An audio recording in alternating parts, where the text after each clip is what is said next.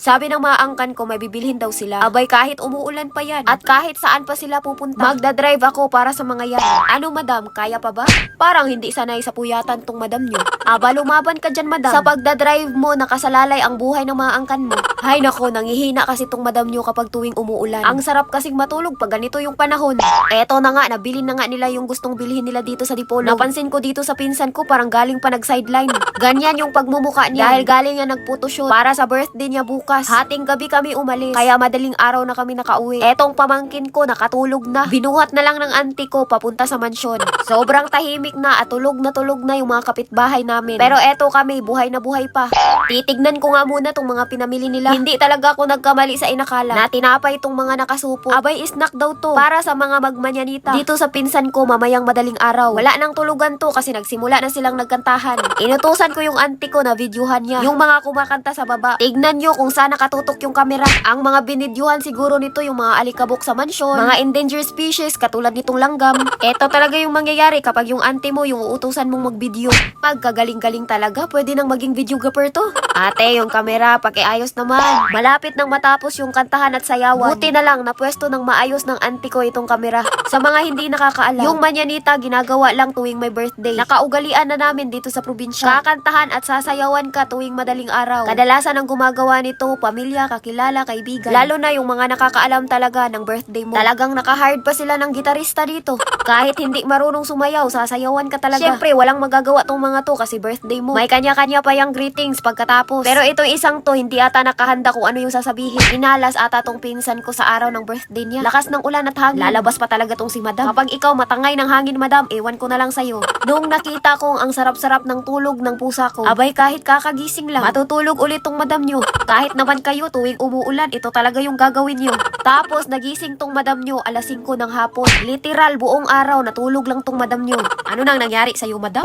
Huminto na yung malakas na ulan at hangin, makulimlim pa din. Dahil may pupuntahan tong madam nyo, mapipilitan talaga siya nitong maligo. Gagamitin nga niya itong paborito niyang sabon. Eto ngang Glow Babe Beauty White Soap. 5 sabon talaga yung laman nito sa isang sachet. Pero dahil ito yung laging ginagamit na sabon ni madam, isang sabon na lang yung natira. Yung balak na maliligo, maghihilamos na lang. Kasi titipidin daw ni madam yung isang sabon na natira. Minsan na nga lang maliligo, hindi pa matutuloy. Wait lang, meron akong isi-share sa inyo. Eto ngang sunscreen na ginagamit ko. Glow Babe Beauty White Sunscreen Bright Glow. Naka SPF 50 PA+++.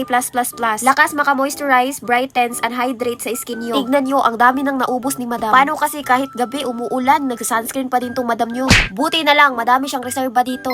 Ipapakita ni madam no kung gaano kaganda tong sunscreen na to kapag in-apply nyo sa inyong skin. Dito muna sa kabilang braso ni madam i-apply yung sunscreen. Eto yung may sunscreen, sa kabilang braso wala. Hello, perfect, ang ganda. Syempre, mag-apply din tayo sa pagmumukha natin. Hindi talaga ganito kadami si madam maglagay ng sunscreen sa pagmumukha niya. Kasi nagtitipid yan. Syempre, para lang maipakita sa inyo na kahit gaano pa kadami ang sunscreen na ilalagay nyo, madali lang siyang ma-blend at ma-adapt sa skin nyo. O, diba, bongga? Yung sunscreen, hindi lang para sa muka, para din yan sa liig. Huwag niyong kakalimutan. Para hindi lang yung muka yung puti, pati na din yung liig. Aba, may glowing effect talaga eh. Iba talaga, kaya paborito ko tong sunscreen na to. Aba, pwedeng itry nyo din. Asa na ba to si madam? Magadami-dami kasing patalastas. Paalis na pala tong madam nyo. Hindi talaga mapigilan kahit masama pa yung panahon. Birthday nga kasi ng pinsan ko ngayon. Kaya handaan ni madam kahit konti lang. Dahil gabi na at wala nang time para magluto. Nag-order na lang ng mga pagkain si madam. Sabi ko nga dito kay ate, nabibilin ko lahat yung nasa menu. Pero yun nga lang, 3,000 lang yung budget ko. Sabi nila, babalikan ko na lang mga 30 minutes kasi lulutuin pa nila. Dito nga pala ako umorder sa CLS Food Plaza, Dipolog City. Ayan na, bumuhos na naman yung napakalakas na ulan. Nakakatamad talaga pag ganito yung panahon. Hindi pa pwedeng umuwi si madam kasi hindi pa siya nakabili ng cake. Andito nga siya sa Morias para bumili ng suka. Hoy madam, cake yung bibilhin mo, hindi yan. Hindi lang cake yung binili ni madam, pinakyaw na din niya pati yung mga cupcakes. Dahil 20 na yung edad ng pinsan ko, 20 cupcakes din yung binili ni madam. Picture daw muna sila kasi minsan lang nilang mahagilap si madam. Paano kasi lagi na lang yung nasa mansyon natutulog. Dumaretsa nga muna si madam dito sa palengke. Kung ano-ano na lang yung mga tinuturo, hindi naman bumibili. Ang pinunta talaga ni madam dito, itong mga ricados. Balak siguro ni madam na magluto pa pagdating. Pero bago umuwi, binalikan muna namin yung mga pagkain na in-order. Eto nga at nakabilao pa. Pagkatapos, pinalipad na ni madam pa uwi yung sasakyan. Inabangan kagad kami ng mga angkan ko pagdating para tulungan kaming hakutin itong mga pagkain. Sakto din kasi wala pang ligo si madam. Okay lang yan na mabasa ng ulan. Pagkadating nga sa mansyon, ang una niyang chinek itong ang kanin. Ano na naman tong teknik na ginawa nila dito? Sabi ng auntie ko, nahilaw daw yung kanin. Kaya yan yung diskarte nilang ginawa. Abay, hindi gagana yan para sa akin. Abay, hanapan nyo talaga ng paraan yan para maluto. Wala ngang lulutuin na ulam, pero hilaw naman yung kanin. Palpak pa din tong paghahanda na ito. Naghiwa na lang si madam ng pakwan dito. Kasi ito munang watermelon yung ngangat-ngatin. Habang hinanapan pa ng paraan na maluto ang kanin. Kaya eto, maghiwa muna si madam ng manggang hinog. Para tanggal umay ba?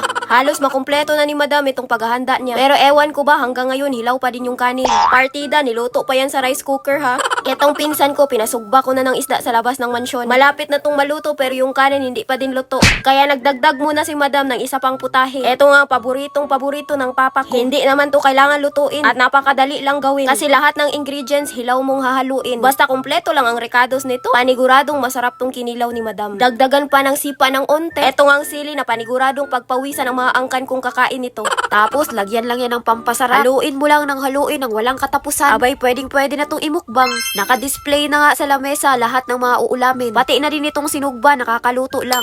Syempre, hindi sasarap yan kung walang sausawan. Dahil hindi pa din naluto yung kanin, abay tinadtad na ni madam itong lechon manok. Sa wakas, kumpleto na din itong mga hinanda ni madam.